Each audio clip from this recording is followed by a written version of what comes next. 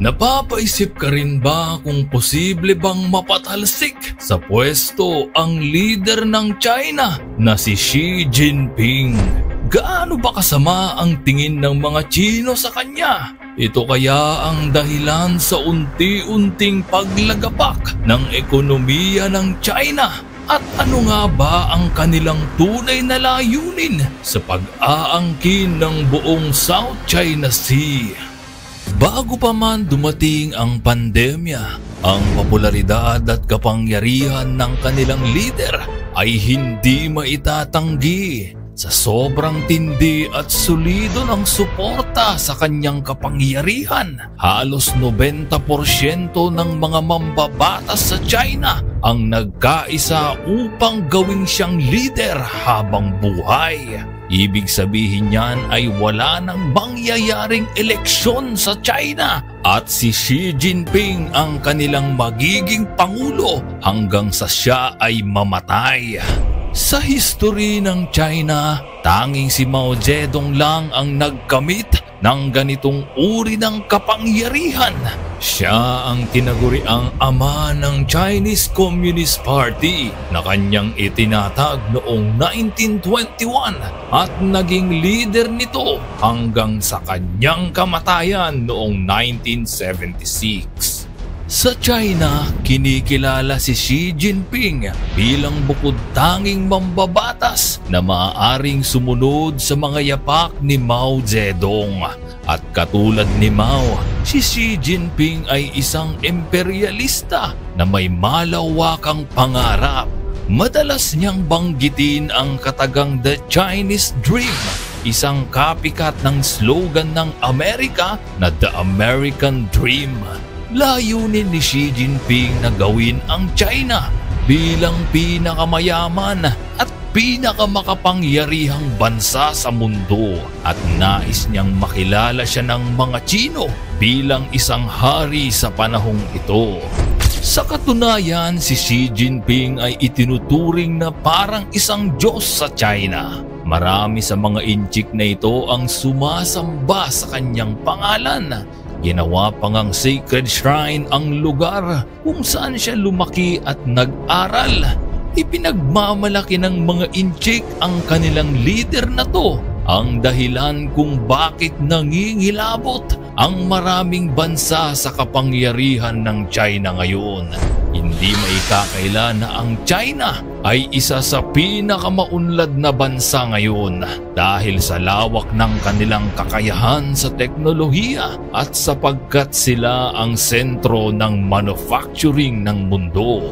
Pero ang pangarap ni Mr. Xi na The Chinese Dream ay may isang kaakibat na karma. Tumataas ngayon ang tensyon ng mga makakaliwa laban sa gobyerno ng China dahil sa labis na paghihigpit ng kanilang otoridad sa mga tao. Ilan sa mga hakbang na ito ay ang matinding surveillance upang bantayan ang bawat galaw ng mga mamamayan. Isa na rin ang pagmamanman ng Chinese government sa kanilang mga social media, text messages, browsing history at ang pagbabawal ng kanilang gobyerno sa paggamit ng kahit alimang mga social apps ng ibang bansa gaya ng Facebook at Google. Pinagbabawalan din ang kahit sino sa China na makihalubilo sa global internet upang mapanatiling bulag at bingi ang mga tao sa katotohanan. Layunin ng mga alipores ni Xi Jinping na tanging ang propaganda lamang ng kanilang gobyerno ang dapat na makita at marinig ng mga tao. Ayon sa huling datos, 600 milyon ng mga ordinaryong Tsino o katumbas ng 40% ng kanilang populasyon ay naghihikahos at nasa kahirapan at 20% sa mga bagong graduate ay wala umanong mga trabaho. Ito ang dahilan kaya nagkalat ang mga pogo sa Asya gaya na lamang ng Pilipinas. Napakaraming mga Tsino ang umaalis sa kanilang bansa upang makipagsapalaran sa ibang lugar kahit na madalas silang masangkot sa kidnapping at scam dahil alam nila na hindi magtatagal ay tuluyan ng matutuyot ang ekonomiya ng kanilang bansa. Karamihan sa mga inchik ngayon ay kumikita lamang ng $100 hanggang $140 sa isang buwan na kung tutuusin ay kalahati lamang ng minimum wage ng Metro Manila. Pero sa loob ng China, marami pa ring mga Chinese citizens ang nananatiling tapat at sumusuporta kay Xi Jinping. Paano ba naman kasi ay kontrolado ng Chinese propaganda ang buong media at mga pahayagan? Kung tutuusin, hindi nalalayo ang kalagayan ng mga mamamayang inchik sa North Korea at Russia na gwardyado ng gobyerno ang bawat impormasyong lumalabas sa internet at radyo. Ang anumang uri kasi ng pagtuligsa o pagpuna sa pamamahala ng gobyerno sa China ay isang malaking krimen at sino man ay pwedeng makulong ng ilang taon o panghabang buhay. Ito ang dahilan kung bakit sa isang punto ay naglaho na parang bula ang dating pinakamayamang Chinese businessman na si Jack Ma matapos niyang punahin ang pamamahala ni Xi Jinping sa media.